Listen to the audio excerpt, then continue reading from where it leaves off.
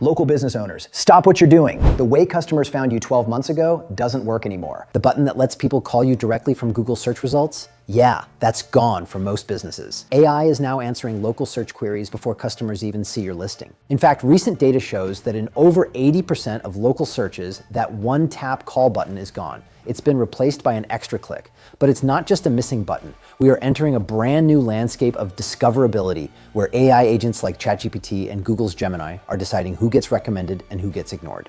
If you understand what's actually happening, this is one of the biggest opportunities for local businesses to pull ahead of competitors who are still playing by the old rules. So, today I want to share with you my research in the Playbook. Let's get into it. Let's start with the most recent change, because most business owners have no idea this happened. Google removed the call button from organic local results. Let me show you exactly what I mean. I'm going to pull up a search for plumber near me on mobile so it's easier to see. Look at the top of the results. You've got 2 or 3 sponsored listings right at the top. Each one has a call button and a get quote button. Paid ads, front and center, loaded with ways to contact a business instantly. Scroll down just a little and you hit another Google ad. Again, call button right there. Now here's where it gets interesting. Keep scrolling and you reach the map pack, the local listings.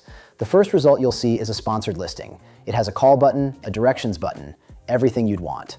But then look at the organic listings directly below it, the ones that aren't paid for. No call icon, nothing. If someone searches for a plumber, sees your listing, and wants to call you, they now have to tap your business name, wait for your full Google business profile to load, and then find the call button on that page. That extra step is one most people won't take, and it's costing 80% of businesses that appear in local search across dozens of niches valuable leads every single day. These are service-based businesses that live or die by the phone call that are affected the most. Plumbers, technicians, restaurants, roofers, you name it. Now, at the same time, AI has been entering the picture. Google's AI overviews are now showing up for local searches, and they push your listing further down the page. And more people each day are starting to ask tools like ChatGPT, Perplexity, and Gemini who to hire, what to use, where to go, and who to call.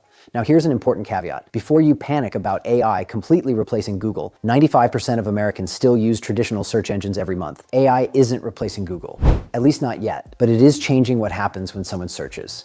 And if your business isn't set up for this new environment, you're going to start losing visibility in both places. I have some research here from Search Atlas that sheds real light on how businesses can go about ranking online, especially in AI search.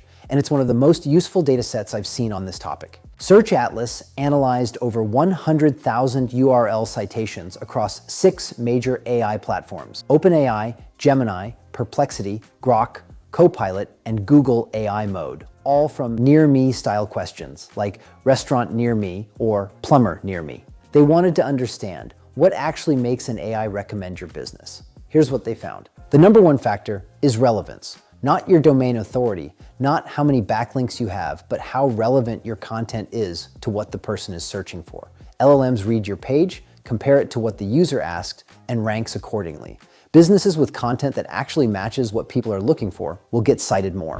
In the world of AI answers, traditional SEO signals like domain authority, schema markup, that code added to a website's HTML to help search engines like Google, Bing, and Yahoo understand website content, all had surprisingly weak influence. That doesn't mean SEO is dead, but it does mean businesses now need to account for a secondary environment, and the quality of your content is king here.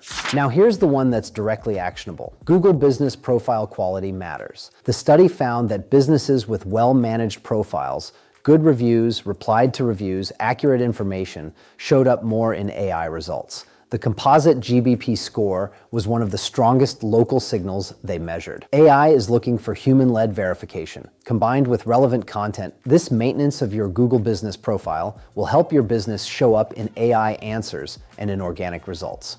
The second piece of research looked at keyword volatility, meaning which search terms are most affected when Google makes algorithm changes. They analyzed over 500 local keywords and found that local terms like dentist near me and roofing contractor are highly sensitive to algorithm updates. When Google makes a change, these keywords move a lot. We've now seen this with the call button issue I mentioned earlier. Why does this matter? Well, if you're in a volatile keyword category, you need to be more proactive about monitoring your rankings and refreshing your content regularly. You can't just optimize once and walk away. Businesses in sensitive categories need to treat SEO as an ongoing practice, not a one-time setup. What ties all of this together? The picture these 2 studies paint is consistent. The businesses that are going to win in this new environment are the ones who focus on relevance, reputation, and consistency. AI doesn't care how old your website is or how many directories you're listed in. It cares whether your content matches what people are asking for and whether the broader web seems to trust you. Buckle up, because now I'm going to go over what you can do for your business to get ahead. Step 1, treat your Google business profile like a storefront. The research is clear. Your GBP is one of the strongest signals for both Google Maps rankings and AI citations. And with the call button gone, your profile now needs to do more of the selling before someone even clicks through. That means high-quality photos, recent posts, a keyword-rich description, and most importantly, reviews. Not just a lot of reviews, but recent reviews that include the services and locations that are the most relevant to your business. And you need to be replying to them. The Search Atlas research found that replied to reviews specifically correlated with higher AI rankings. That's a free and low-hanging fruit action you can take today. There's also something worth knowing about how Google categorizes your business. The study on call buttons found that businesses labeled as places, meaning Google sees them as a physical location people visit, still have call buttons 76% of the time. Businesses labeled as businesses that were more service area oriented dropped to under 1%. If you operate a physical location, make sure your profile is set up to reflect that clearly.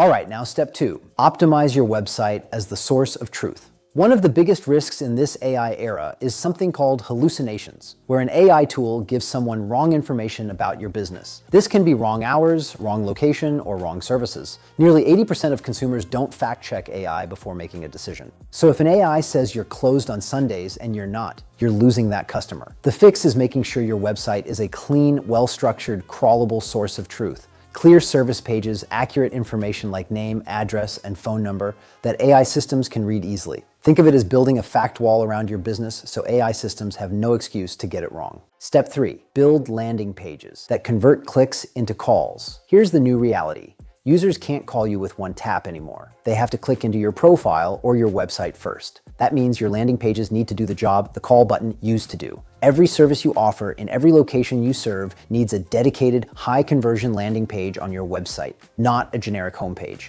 A page that says exactly what you do, exactly where you do it, and makes it dead simple to call you or contact you. This is where a lot of local businesses are leaving money on the table right now. Step 4. Get your business mentioned. Across the web, AI systems don't just look at your website. They look at what the broader internet says about you. Reviews on Google, mentions on Yelp, Reddit threads, industry directories, local news. All of this contributes to whether an AI recommends your business. These are brand mentions, and getting your business talked about on authoritative third-party sites is one of the strongest signals you can build for AI visibility. Step 5. Monitor your volatile keywords. If your business is in a niche that's highly sensitive to algorithm changes, you need a system for monitoring. When rankings move, you need to know fast so you can respond. Businesses that catch drops early and refresh their content quickly are the ones that recover fastest. Now let me quickly show you how this actually looks in practice, because talking about it is one thing, but being able to execute it is another. And it's really crucial to have a tool that can help you here. I'm inside Search Atlas, and I want to show you a few things that directly address everything we just covered. First, your Google business profile. Inside Search Atlas, you can audit your GBP and see exactly how it scores across all the signals that matter, like review quality, reply rate, post frequency, photo count, and keyword presence in your description. You're not guessing what to fix. The platform tells you. Remember that research finding about GBP score being the strongest local AI ranking signal? This is how you systematically improve that score. Second, AI visibility monitoring. This is the one I get most excited about. You can see how often your brand is being mentioned and cited in AI responses like Perplexity, Gemini, and ChatGPT. So instead of just hoping AI tools are recommending you correctly, you have a dashboard that tells you exactly what they're saying about your business and how often you're showing up. If AI is misrepresenting you or ignoring you entirely, you'll know, and you can take action.